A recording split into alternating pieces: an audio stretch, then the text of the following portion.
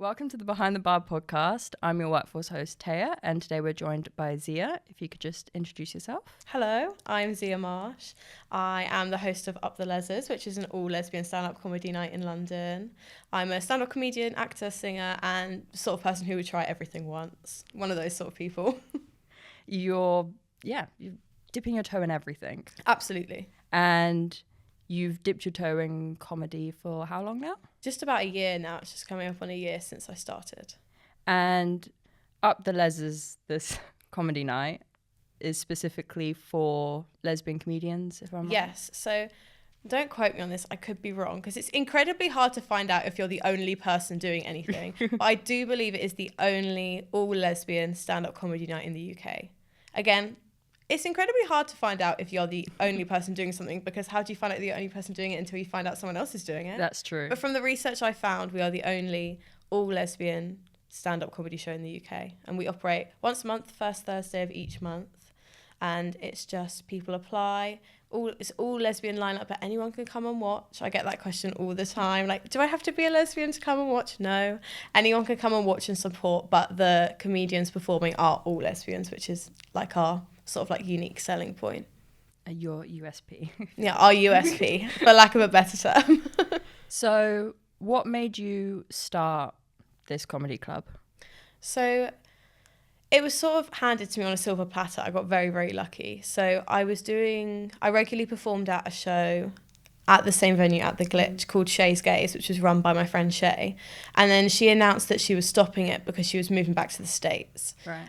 But the venue had reached out to her and said that they really wanted to replace her slot with something basically the same or as similar as possible. So another like queer stand-up comedy night. And so she messaged me and was like, hey, the venue have asked me if anyone wants to take over the slot. They want to replace what they're losing. Yeah. So if you wanted to, it's the perfect opportunity. Like the venue will you've got an in. Like that, you know that they want something like that. And I was like, okay, I've never run a comedy show. I've only been in the comedy circuit for 6 months. Right. I have no experience organising an event. Let's do it. So you're the perfect choice. Yeah. So basically I'm the perfect choices because I have no experience. But I basically emailed them and I was like, look, I have this idea for this. Would it be something you want to take on? I know you want to fill the slot. Like, I will rise to the challenge. Basically, if you give me the space and I will provide you a good night that will give you revenue. And they were like, okay, perfect. And I was like, okay, time to go. So then I literally built it from the ground up, started with nothing, just a blank Canva sheet. And I was like, okay, got to make a logo, got to pick a color scheme, marketing materials, make an Instagram, then find comedians, book comedians, organize lineups, communicate with everyone. So I've learned everything on the job. And how have you found it? I do enjoy it, but the behind the scenes side is not my favorite. Like sending emails and like following people up, that's the hardest part. Because especially obviously with comedians, so I send out basically a big Google form I'm in loads of WhatsApp groups and like Instagram groups for either like queer people or like comedy, like female comedians, non-binary comedians, things like that. Because obviously I'm not going to put a shout in a group for men. Yeah. That's literally the whole point of the show, is that there's no men. So like I found like little niches and I say like, hey, taking applications for say like February, March, April. Yeah. And then they fill out the Google form. They have to write a bit about themselves, like maybe a link to a video of them doing comedy, their Instagram, how much experience they've got. And then from there, like I'll pick a lineup from that. I try to put in every show, I have a balance of like experienced comedians and people who are just starting out, because if you don't give people to start out the chance to actually perform, then what's the point? Then there'll be no new people. And then you have to email saying like, hey, you've been confirmed for this date. Please reply with a photo and like to confirm you're available. No one ever replies to those emails. So I have to go on Instagram. Hey, I sent you an email a week ago about being booked for this date. Can you please reply? They don't reply on Instagram, so I send another email. Hey, just following up on the email I sent 2 weeks ago. And then they'll finally get back and be like, oh yeah, here's a photo. I'm like, amazing. See you there then. So it's just like a lot of chasing, which Yeah. is not my favorite. Like, and like trying to keep track of who you've chased, or like some people will fill out the form and say they're available for one day, and then I'll email and they say, oh, I'm not available anymore. Can I be put on this date instead? Can I do this instead? So it's like, yeah, okay, I'll put you on that date, and then I have to then Shuffle everything else, because that then does affect like the whole lineup, because I also try to make sure that I have a comedian of color on every lineup, trying to make it like as diverse as possible. So if someone drops out, then like I almost have like, not like waiting lists, but I have like, say 20 people apply, I've only really got 10 slots. I'll give the 10 slots, and then the 10 people who are left, I'll like order. Yeah. So it's like, okay, if that person drops out, I know I can swap that person for that person because they're a similar vibe. Yeah. And that fills the lineup in like a organic way. It's not going to feel like, if a really experienced comedian drops out, I'm not going to then pop a newbie into that slot, because that won't fit in like the lineup in the order. So it's like a big puzzle and lots of emails. It's quite stressful. But then when I get to the venue, it's so good. When it all goes right, it's amazing. It's so just fun and enjoyable to be around like such like a queer community, and like everyone there's on like the same page. It's just lovely. And when it goes wrong, When has it gone wrong yet? Yes. So I'm gonna be honest, some of the shows have been incredible. We've had, more people than is space in the venue. It has been like standing room only. Incredible. Wow. And then for our December show, we had 2 people show up. Two people. Were you one of those people? No. 2 audience members. Oh God. That was really... Did you still go on stage? Yep. We all of us still went on. Did they laugh? Yeah, they had a great time. But it was just like taking that as like... Because obviously I'm still in my first year of doing it, and everyone who I've spoken to has said like November, December, January are really hard months to pull people in. Yeah. Because people are really busy, or they're at Christmas parties, or they're broke and they don't want to go out and spend money. Even though, so the event I run is free. I do then hound people to donate when they get there, but it is free. Like if you have no money to spend, it is free. Yeah. But people still, they just don't want to go out because they don't want to spend the money at the bar. They don't want to pay the travel. So I've learnt that now, that those are the quieter months. So I either need to push more marketing, do some sort of promotion or something, or just maybe not do December and January. Because after December, I then did cancel January's show because I was like... Too nervous. Not even too nervous. It was supposed to be on January 2nd. Yeah. Who wants to go out on January 2nd? Even if it is free, people are going to be hungover. Or it's their first day back at work. First day back at work. Like it's that was such like a middly period. Yeah. And I was just like, yeah, you know what? Break. We'll come back strong in February. I'll do lots of marketing, lots of pushing, so that it's hopefully more successful than December's. Yeah. But even then, like, it still wasn't bad. Like, everyone got something out of it. Like, I said to the comedians, like, before we went on, like, look, there are 2 people in the audience. Yeah. Like, let's use this as a time to workshop new jokes. Like, I'm going to do some new material, stuff that I haven't even really written. I'm just going to sort of freeball it. Like, use this time to, like, if you want someone to record you doing something, there's 2 people in the audience. Yeah. So, like, I can stand literally just behind them and get a perfect video. We can take photos of each other. Like, we can use this time to better ourselves. And also the 2 audience members were other comedians who I'd booked on other gigs. All right. So I was like, they will understand. Yeah. We can then sit down afterwards and discuss like what jokes we liked, what jokes we didn't. So it was more of like, we used it as more of like workshop time. Yeah. So it was still beneficial. So it's about like, I think especially with events, like looking at everything with a glass half full. Yeah. Like even if it doesn't go to plan, I don't have 50 people turn up, busting down the door to get in. You can still get something out of it. And like every experience is a good experience if you look at it in that way. And how have you found working with the venue, with the pub bar?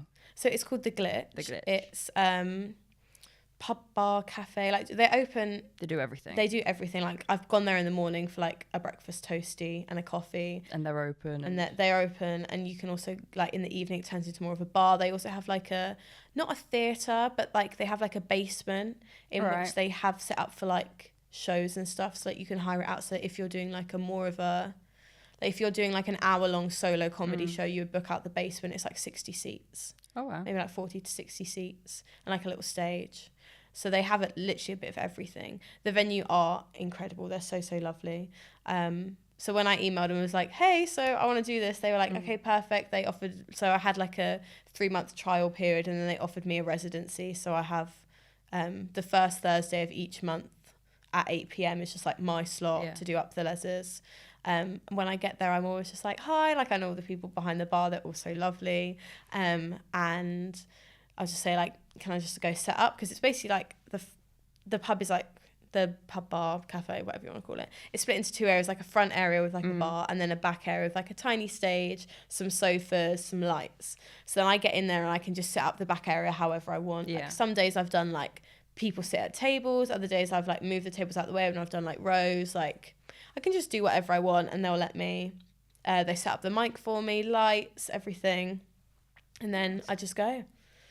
And how do you find being in, let's say, a hospitality venue rather than an actual theatre? Rather than an actual theatre? Yeah. Because you could have like booked out some youth theatre club or something. What is it about being in a hospitality venue that do sell drinks at the same time or do offer food? Does that help? I think it does. I think it's like very much like I offer them something, they offer me something. Yeah. It's a much more relaxed environment than doing it in a theatre, especially for a comedy show. I think you want people to feel like safe. A lot of people are scared to go to comedy shows because they think they're going to get heckled. Yeah. And especially in like a smaller venue, people will be maybe a bit nervous to come over. So what I'll do at the start is I'll turn the mic up and like speak to the whole venue, like everyone who's there, and just say like, hey, there's a free comedy show going on at the back here. There's seats here. Like if you want to come over, that's fine. If you want to stay where you are and you want to chat and have your drink, whatever. And then I'll turn the mic back down and start going. And often there'll be people who are like sat in the back area who will hear what's going on and they'll get up and they'll move over. But also if they don't want to, or if someone like is not enjoying it or has to leave, it's a much more relaxed environment that like they feel safe that they can get up and wander and take a call outside. Or if they're just like need to get the train home and it's not quite the end, they can just get up and go and it's not like a big thing. And also you can get up and get a drink in between, and it's just more relaxed and more. I think a theatre can feel like quite a rigid environment, and like you sit in your seat, you watch the show, there's an interval, you get up, you get a drink, you sit back down. Whereas with the Glitch, it's more of like a free flowing, and it's much more beneficial for like a comedy show because it needs to be a bit more relaxed and everyone can then like just sort of chat, and it's just a nice vibe. I think hospitality venues are trying to get more creative with the events that they're throwing. Like it's not just your regular old pub quiz. Yeah. They have like open mics, yeah, comedy nights, drag shows. Yeah. That's fun. Does the Glitch do drag shows? Yeah, loads of drag shows. Have you ever been to one of their drag shows? I haven't, no. It's on my list. I really need to go to one. They do a lot of stuff with like drag kings. So it's been like a woman dresses up as a man. Yeah. I've booked a couple of drag king acts, and then they do like full hour shows at the Glitch. Like I definitely need to catch some of those because they're so funny. Yeah. It's just such a good energy to bring to a venue, having like something fun going on in the back, but you can still like chat in the corner and get a drink and just like casually enjoy it. Yeah, I think because like you said, with the winter months, with Christmas and January, where people don't want to go out or maybe they don't have the money, you kind of have to push people to go out now. Yeah, because no one's going to go to a pub for a drink and only that. There needs to be a reason. There needs to be a reason to go out. Yeah, so it makes it feel like it's worth their while. Yeah, because I could have a drink at home. Yeah. So why have a drink at home when I could have a drink and a comedy show? Yeah. In the pub. And that's why I think people are now getting more creative, more, I don't know, they're pushing the boundaries possibly with what they're doing. Are you going to do more than a comedy night? Ooh, I think for now I'm going to stick with what I've got. I think I want to make my product consistent. Yeah. So like obviously, like I said, we have had flop months where we've had 2 people show up. I think I would like to make it really consistent. Yeah. So and keep going maybe for like another year, then maybe expand to a different venue. Yeah. Or do maybe 2 once. I think I would like to stay at the Glitch because I have such a good working relationship with them. So maybe do 2 a month, maybe 1 at the Glitch, maybe 1 somewhere else, maybe somewhere slightly bigger, maybe in a different area of London to get a different audience in.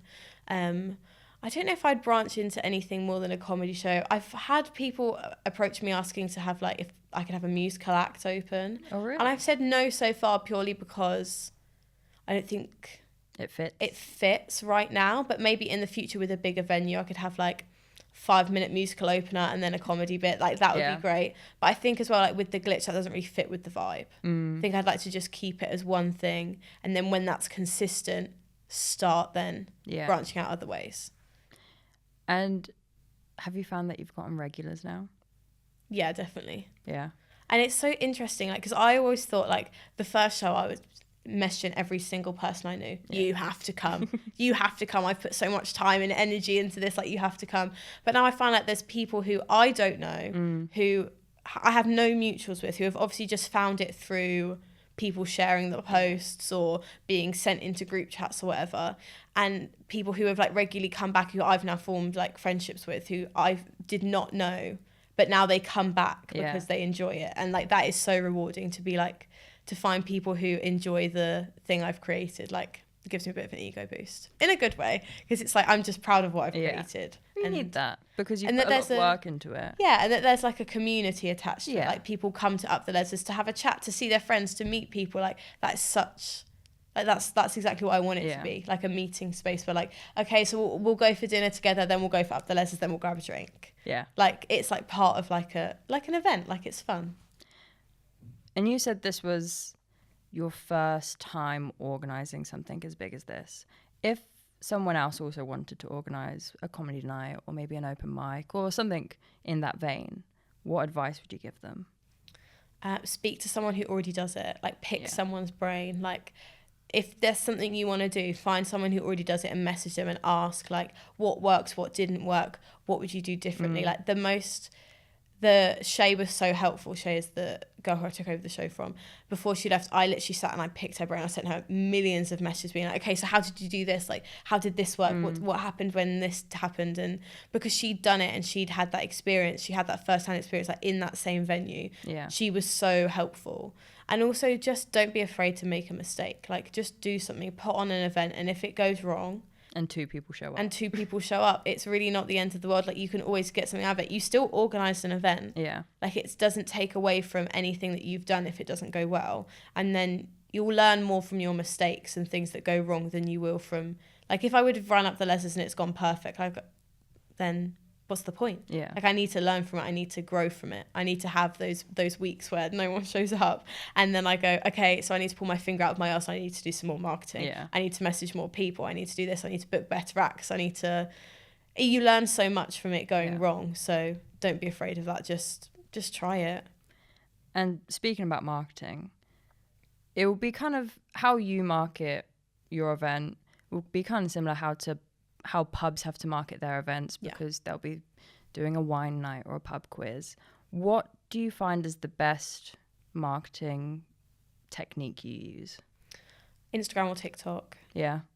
Just finding trends and copying. So for Instagram, just I make a solid like lineup post, which I post about a week before. And then I tell every comedian that they have to, but that they should share it, obviously. Best, yeah. But they would want to anyway, because they want people to come, to share it, to send it to people they know. I'm in a load of groups where people post about comedy shows, or like a load of like queer groups where people just like looking for like a queer night out. I'll post it in there. Doing the like really cringy TikTok of, are you a lesbian in London? Do you want to come to a free stand-up comedy night on the 6th of February? Well, do I have news for you? I don't know, come here, blah, blah, 8 p.m. And because those TikToks do well, because people share them and go, oh, they'll think, oh, I'm not free, but my friend might be free. Or, oh, I have a lesbian friend in London, I'll send it to her. And then it goes from there, and it just spreads the word. And then people might go, oh, I'm not free for that one, but I'll follow you on Instagram because I might be free for the next one. Yeah. And then you just sort of have to just keep going. The reason that December flopped is because I was so busy with other work that I didn't have time to really post. I posted the lineup post like 3 days before, and then I also just didn't have a solid lineup. Not that the acts I didn't have were solid. The acts I had were really good, but I only had 5 acts because people were so busy in December and I was busy, so I didn't have the time to reach out to people. And then I was just like, oh no. I could sense it because I hadn't done enough, Yeah. that it wasn't going to be as good as the others. And then when 2 people showed up, I was like, oh, if it's not the consequences of my own actions, like I just gotta, you just gotta do more. Yeah. I think it's really hard to put yourself out there, especially on social media, when there is so much going on. Yeah. But when you pull it off, it's worth it, because you can see what happens when you don't put it off, Yeah. and when you don't do it. Exactly. So it clearly does make an impact. Yeah. And so going back to what advice you would give to someone new, how would you work on building a relationship with a venue, with a pub, on making your event work with them and their schedule working with you? I'd say if you have an idea, send them an email, say, I have an idea about this, like, I've seen your venue, this is something that I'm interested in, like, I've come here before for this, say that you've been there. I think just be honest. Yeah. And contact them, and just be responsible and be kind as well. Like with the venue, like I'll always email them after the show, be like, thank you so much for having me. Yeah. It was really wonderful. Like, I hope it was beneficial for you. Just keeping that like open and honest line of communication with the venue, and being consistent. Like, because I've got a residency, which means that I have agreed to be there once a month. So I knew I was going to cancel January. Yeah. After I did the December one. So the second I knew I wanted to cancel, I emailed them and just said, hey, look, I'm feeling like January's not really going to work because of when the date falls. So I've agreed to do the first Thursday of every month, and it happened to be on the 2nd of January, which just isn't an ideal date for a comedy show. Like, can I cancel? I want to keep the rest going forwards. It's only because I just don't think the 2nd of January is going to be a particularly good night. And again, like, they responded and were so fine with it. So I think if you're just build like a line of communication early on, even if you've got an idea and they say, okay, it doesn't really fit with us now, and also just be flexible.